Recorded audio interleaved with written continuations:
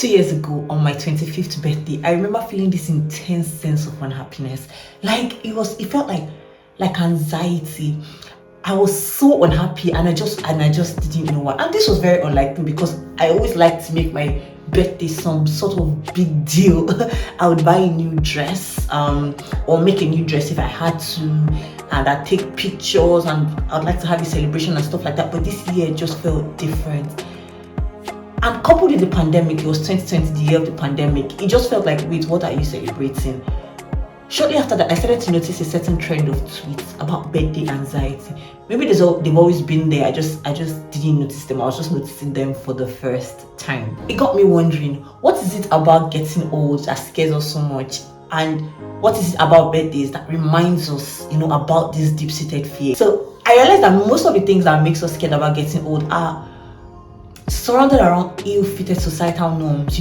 We currently live in scary times. Sometimes I wonder, is it that things are much more scary than they are now as portrayed in the media, or they've always been this bad and I'm just more aware of it now?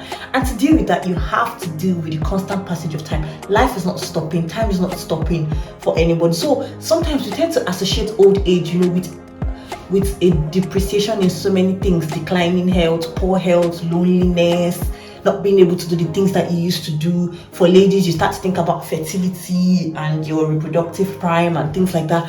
And your body not be able to do the things it used to do. The other day I was coming down from the staircase and I felt this pain in my knee and I said, I've gotten to the point where I have pain in my knee when I'm coming down from the stairs and things like that. So yeah, those are some of the things that we associate with old age that make getting older a bit scary. Or it is about the people you love getting older as well, your parents, your siblings, your friends.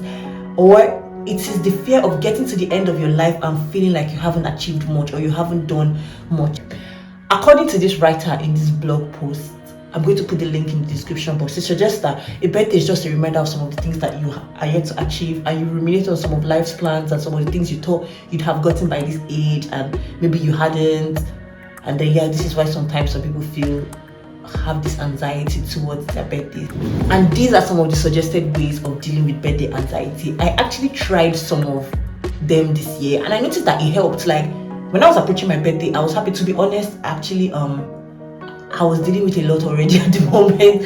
I just recently relocated to a whole new country, so to be honest, I didn't have time. I didn't really feel like that. But yeah, and looking and going through some of these tips, I realized I unconsciously did some of them and they really did help. So the first thing is to allow the feelings to rise. Like if you're unhappy, say that you're unhappy. Like, God, I'm really, really worried about my birthday. Like looking forward to my birthday and I'm just not happy about it. People just associate birthdays with a lot of celebration, and that's fine. It's a lot to celebrate, but sometimes if you're not feeling up to it, say you're not feeling up to it.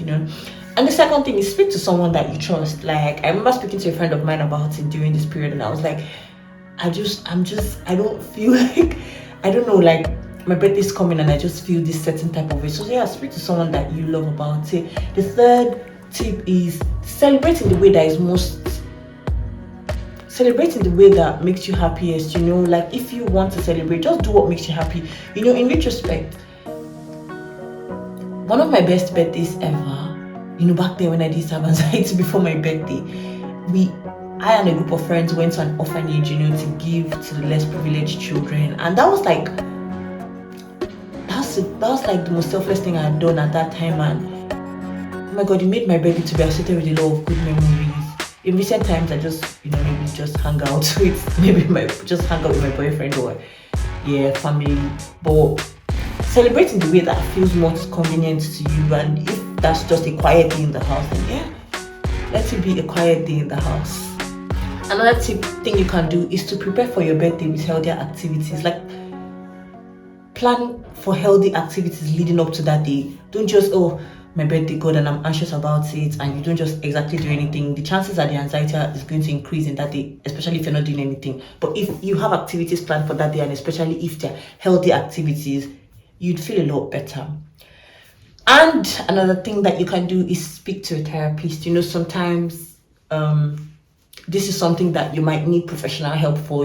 Speaking to someone can help you to see, speaking to a specialist can help you to see things a lot more differently. So yes, these are some tips to help you deal with birthday anxiety. I hope you put some of them to practice, and if this is something that you have experienced, why don't you leave a comment in the comment section, and then we can get talking about it. Thank you very much. Don't forget to like, share, and subscribe. Bye.